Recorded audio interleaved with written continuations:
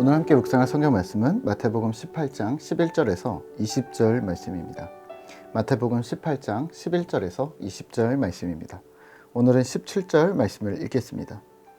만일 그들의 말도 듣지 않거든 교회의 말하고 교회의 말도 듣지 않거든 이방인과 세리와 같이 여기라. 아멘. 오늘 함께 묵상할 주제는 바른 권징입니다. 오늘 묵상은 15절에서 20절까지를 보려고 하는데요. 15절에서는 죄를 범한 형제에 대해 이야기합니다. 15절과 16절입니다. 내 형제가 죄를 범하거든 가서 너와 그 사람과만 상대하여 권고하라. 만일 들으면 내가 내 형제를 얻은 것이요 만일 듣지 않거든 한두 사람을 데리고 가서 두세 증인의 입으로 말마다 확증하게 하라. 아멘. 형제가 범죄하면 1대1로 권고하라. 만약 잘 안 되면 두세 명의 증인으로 확증을 하라고 합니다. 만약 이렇게 한다고 해도 방탕한 형제가 돌아올 기색이 없다면 17절처럼 말합니다. 여기서의 권면은 좋은 말로 권면 부탁도 있지만 책망하다 또는 잘못을 깨닫게 한다는 의미도 포함됩니다. 하지만 이는 공개적이 아닌 1대1 개인의 상황에서입니다. 두세 증인의 입으로 확증은 증명하라, 입증하라, 증인이 되라고 합니다. 증인은 당사자가 아니었을 겁니다. 또 목격자도 아니었을 테고요. 하지만 이 상황이 위중함을 입증하고 회복이 올바르게 시행되고 있다는 것을 교회의 증인으로 설 자들이었습니다. 17절입니다. 만일 그들의 말도 듣지 않거든 교회의 말하고 교회의 말도 듣지 않거든 이방인과 세리와 같이 여기라. 아멘.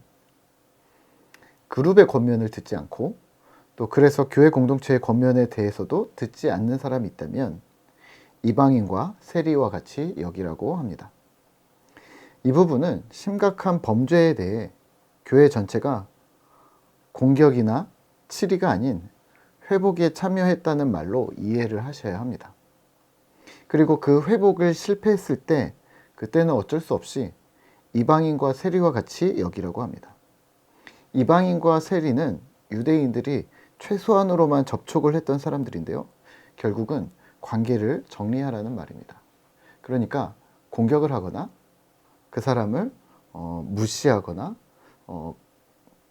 아무것도 못하게 만들 필요는 없다는 말입니다. 사실 이 부분은 교회에서의 권징인데요. 장로교에서는 이를 치리, 장로교에서는 교인으로서 그 교리에 불복하거나 불법한 자에 대해서 당회에서 증거를 수합 심사하여 책벌하는 일, 이거를 치리라고 하는데요. 이렇게라도 부릅니다. 권징 치리. 실제 이 권징의 두 가지 모습을 저는 다 보았는데요.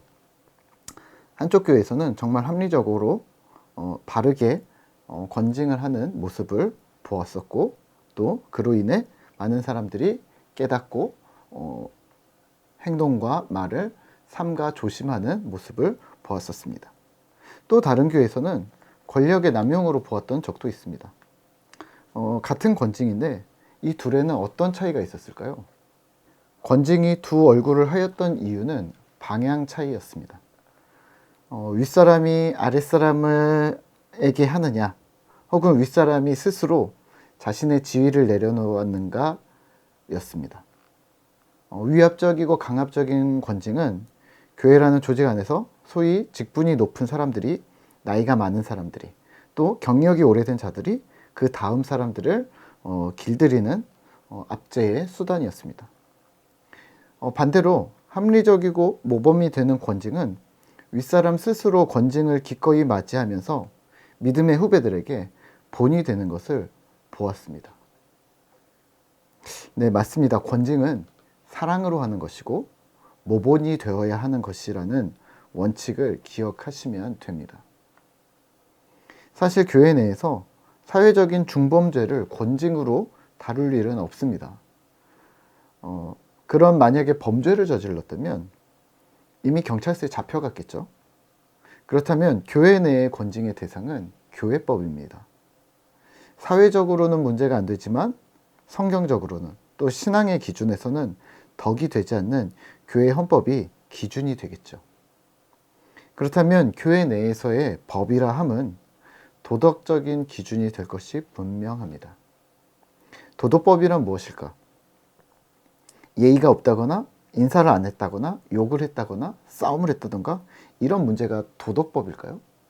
세상에서 말하는 도덕법을 지금 교회 안에서 도덕법으로 이야기를 하는 걸까요? 그렇지 않겠죠. 성경이 말하는 도덕법은 사랑입니다. 하지만 더 정확하게 콕 집어서 말한다면 세속화입니다. 신자가 제자가 되지 못하도록 막는 일, 또 소경이 소경을 인도하는 일들이 바로 그러합니다. 그리고 그 대상은 마땅히 교회 조직 안에서의 리더들이 되어져야 합니다. 이렇게 정리하면 어떨까요? 한국교회 안에서 정말 바른 권징이 수행되려면 교회의 중직들이 스스로 먼저 적용 대상이 되셔야 합니다. 그리고 여기서 사실 가장 먼저 적용이 되어져야 하는 자들은 교회를 대표하는 목회자들이어야 합니다. 누구보다도 성경적이고 도덕적이기를 요청받는 이 시대에 목회자들은 스스로 겸비하고 자신의 생각과 행동을 살펴야 하는 것이죠. 사회법, 형사법에 저촉이 안 되니까 목사나 중직은 그래도 된다라고 생각하신다면 그건 이미 신자이기를 포기한 자세입니다. 하나님의 법은 개의치 않으면서 형사법의 형벌을 피하기만 하면 된다는 식의 논리를 가진 사람이 과연 신자라고 말을 할 수 있을까요?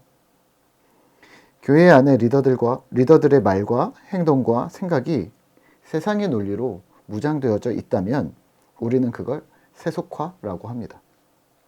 고로 교회 공동체가 세속화의 길로 걷게 되는 가장 큰 이유는 교회의 리더들에게 책임이 있는 것이죠. 오늘 우리는 무엇을 해야 할까요? 네, 교회의 리더들에 대해서는 판단할 수 없다? 혹은 하나님이 처리하실 것이다? 네, 조금 더 생각을 하셔야 합니다. 그런 부분이 성경에 어디 있을까요? 잘못됨이 드러난다면, 리더들에게 세속적인 성향이 다분히 드러난다면, 교회가 세속의 방향으로 향하고 있다면, 그렇다면 모두가 서로 권면하셔야 합니다. 개인적으로 권면하시고 입증하시고 그래도 멈춰지지 않는다면 이방인처럼 여겨야 하지 않을까요? 그런 일들이 우리 주변에 또 우리 스스로에게 또 우리 공동체에 일어나지 않기를 기도하면서 오늘도 주님 뜻대로 살아가기를 힘쓰는 그러한 신실한 신자 되시기를 기도합니다.